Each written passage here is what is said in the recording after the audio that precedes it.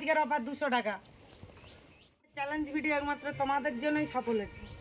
তোমরা হেল্প করছো, পাড়ায় পাড়ায় আসছি, কেউ মুখে আমার সকল প্রিয় বন্ধুদের জানাই সুপ্রভাত। আমি জানি আমার এই ভিডিও আমার অনেক কাস্টমারের কাছে যায়। আজকে আমার চ্যালেঞ্জ ভিডিও লাস্ট দিন, অর্থাৎ আমি যে 1 মাস চ্যালেঞ্জ নিয়েছিলাম, আমি এইভাবে সেল করে করে একটা যে ওভার ইনকাম করব, সেটা আমার দোকানের জন্য।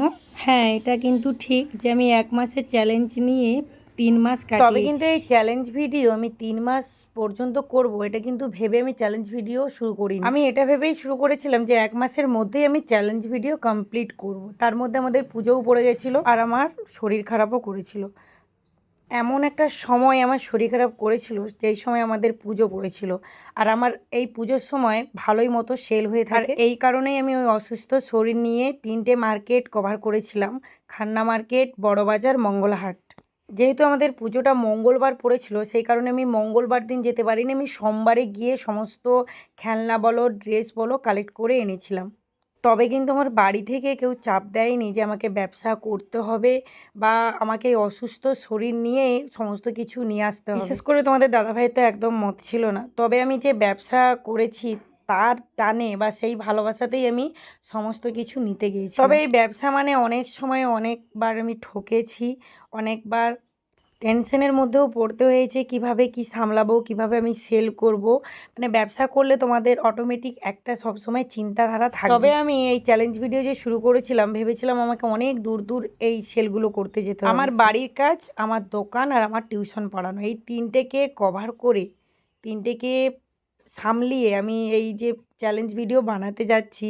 অনেকটাই কম সময়ের মধ্যে, আর কম সময়ের মধ্যে আমাকে কোন জায়গাটায় গেলে সেলও হবে, উপরন্তু আমার এখান থেকে টাকাও আসবে, সেই ভাবনা চিন্তা করেই আমাকে বেরোতে হতো। কোনো ভিডিও আমার দেখানোর জন্য নয়, সমস্ত জায়গায় আমি সেল করেছি আর সেখান থেকে আমি প্রফিটও পেয়েছি। তবে আমাকে অনেক দূর দূর যেতে হয়নি, আমাদের এই পাড়ার মধ্যেই কিন্তু আমি সপ্তাহে 3 দিন কি 4 দিন বেরোতাম।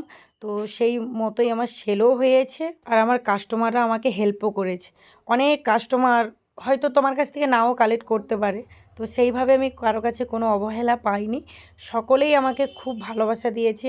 যদি তোমরা আমার ভিডিও দেখে থাকো, তবে আমি আমার মন থেকে তোমাদের অনেক অনেক ধন্যবাদ জানাচ্ছি। সবথেকে বড় আমার যে উপকারটা হয়েছে, আমার দোকানে যে স্টক হয়ে গেছিলো বান্ডেলের একটা করে জামা বা কোনো ড্রেসের মধ্যে একটু হয়তো দাগ চলে এসছে, সেইগুলো আমি যে একটু কম রেটে সেল করেছি, সেগুলো আমার সেল হয়েছে। এই 1 মাস চ্যালেঞ্জ ভিডিও বানানোর একটা দায়িত্ব ছিল যে আমাকে বানাতে হবে। তবে আজকের পর থেকে আর বানাতে পারবো কিনা জানি না, সেই ভেবে আমার মনটা সত্যি অনেক কষ্ট পাচ্ছে। তবে সমস্ত কাস্টমার বলেছে তুমি আসবে দিদিভাই, চ্যালেঞ্জ ভিডিও শেষ হয়ে গেছে তো কী হয়েছে, আমরা তোমার কাছ থেকে ড্রেস বলো, ব্লাউজ বলো, বাচ্চাদের ড্রেস বলো কালেক্ট করব। তবে আমি তোমাদেরকে একটা কথা বলতে পারি যে এই ব্যবসা থেকে আমি অনেক সমাজ শিক্ষা পেয়েছি।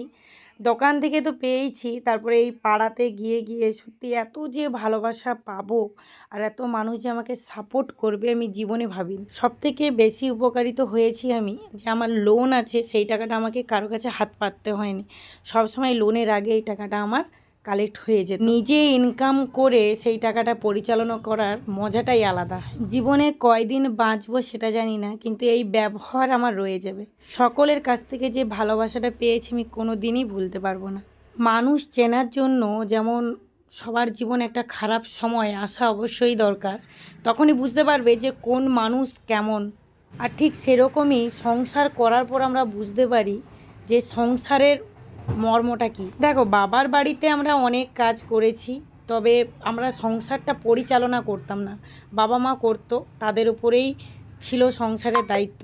তবে এখন যে সংসার করছি, এখন বুঝতে পারছি যে সংসারের মর্মটা কী। হ্যাঁ, তবে আমার অভিজ্ঞতা থেকে আমি বলতে পারি যে সংসারে অল্প টাকাতেও সুখী হওয়া যায়। আমাদের সংসারে হয়তো প্রচুর প্রচুর টাকা ইনকাম নেই, তবে আমাদের সংসারের অভাবটাও আমরা বুঝতে পারিনি।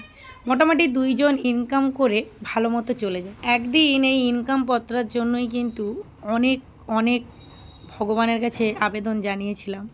আজ আমাকে যে এই পত্রা দিয়েছে সেটা আমি মন থেকে মেনে নিয়েছি, আর আমি খুব খুশি, খুব সুখী। জানো তো, আমাকে অনেকেই বলেছে যে পাড়ায় পাড়ায় এভাবে সেল করতে যায়, দোকানেও বা কী বা সেল, ওইটুকু তো দোকান। দেখো, আমি বলবো না যে আমি বিশাল বড় দোকান করেছি বা প্রচুর প্রচুর ড্রেস বা শাড়ি বলো বা সায়া ব্লাউজ বলো বা বাচ্চাদের ড্রেস আমার স্টক থাকে। তবে হ্যাঁ, আমি ভাবি আমি যেগুলো স্টক করেছি সেগুলো আমার যেন সেল হয়ে যায়। শখে ব্যবসা করে নিয়েছি, তো কিভাবে কি ব্যবসা শুরু করব বা চালাবো সেই ব্যবসাটাকে, সেটাও আমি বুঝতে পারিনি। নিজের পছন্দ মতো ড্রেস কালেক্ট করে নিয়ে এসেছি, আর অনেক ড্রেসের মধ্যে আমি ঠকে গেছি। বিশেষ করে ব্লাউজের অনেক খুঁটিনাটি চেক করে নিয়ে আসতে হয়, যেটা আমি আমার ইউটিউব চ্যানেলের মাধ্যমে সমস্ত আমার ভিউয়ার্সদের বা সাবস্ক্রাইবারদেরকে বলি যে তোমরা ব্লাউজগুলো একটু দেখে কালেক্ট করবে। তারপর প্রথমত আমি শাড়িতে ঠকে যাই। শাড়ি আমি যেই রেটে নিয়ে আসি, সেই শাড়ি 11 হাত পড়ে গেছিলো। সেগুলো আমি সত্যি অনেক কষ্টে সেল করেছি। একমাত্র আমি, ভগবান আর আমার মা জানে। আমার মা তখন আমাকে অনেক হেল্প করেছে, যেহেতু আমার মাও ব্যবসা করতো, মাছের ব্যবসা। তো সেই দিক থেকেও দেখতে গেলে আমার মার কাছ থেকেও আমি অনেক হেল্প পেয়েছি বুদ্ধির দিক দিয়ে, ব্যবসা কিভাবে করব, বা যেই মুহূর্তে আমার অনেক লস হয়ে গেছে সেই মুহূর্তে আমি নিজেকে সামলাবো কী করে। একে আমার মাথার উপর লোন আছে, তারপরে আমি যেই টাকা কালেক্ট করে ড্রেস নিয়ে এসেছি তার উপরে যদি প্রফিট না পাই, আমি কিভাবে আবার ব্যবসাটাকে এগিয়ে নিয়ে যাব। তবে হ্যাঁ, যতই বিপদ এসেছে আমি সেগুলোকে কাটিয়েছি। আর আমি এই ব্যবসাটাকে না বন্ধ করিনি, ব্যবসাটাকে আমি ধরে রেখেছি যে আমি ব্যবসাটাকে এগিয়ে নিয়ে যাওয়ার জন্যই তো আমি ব্যবসাটা শুরু করেছি। ব্যবসাটা আমি ঠকে যাই বা লস হয়ে যাক, ব্যবসাটাকে আমি বন্ধ করলে হবে না।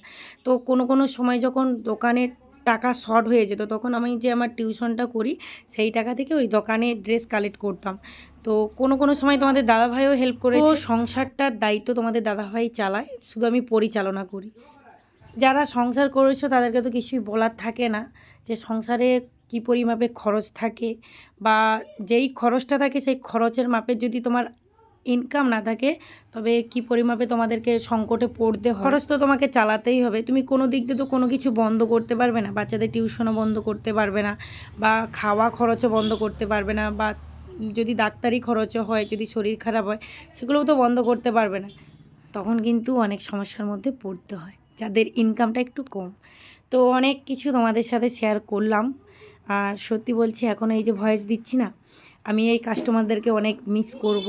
আর যেতে পারবো কি না জানি না, আমি যাব হয়তো দোকানের, হয়তো যেই ড্রেসগুলো আবার স্টক হয়ে যাবে যাব, তবে এই ভিডিওর মাধ্যমে হয়তো আর যাব না, যাব কি না জানি না। যদি ওরা বলে তবে ভিডিও শ্যুট করব। এই জীবনে এই বয়স পর্যন্ত অনেক কিছু দেখলাম, অনেক কিছু জানলাম। আরও মানে জানাশোনার পড়াশোনার বয়স হয় না। আর তোমাদেরকেও অনেক অনেক থ্যাঙ্কস আমার ভিডিওগুলো দেখার জন্য, সাপোর্ট করার জন্য। তো আমার ফেসবুক অনেকটাই গ্রো করেছে, কিন্তু ইনস্টাগ্রামে ফলোয়ার্স বাড়ছে না কেন আমি জানি না। যাই হোক, তোমরা একটু ইনস্টাগ্রামে গিয়ে ফলো করে দিও তো। সকলেরই জীবনযুদ্ধের অনেক গল্প থাকে, তবে আমি আশা করছি একদিন তোমাদের সাথে শেয়ার করব। ভালো থাকবে সবাই, সুস্থ থাকবে, সাবধানে থাকবে। টাটা সকলকে।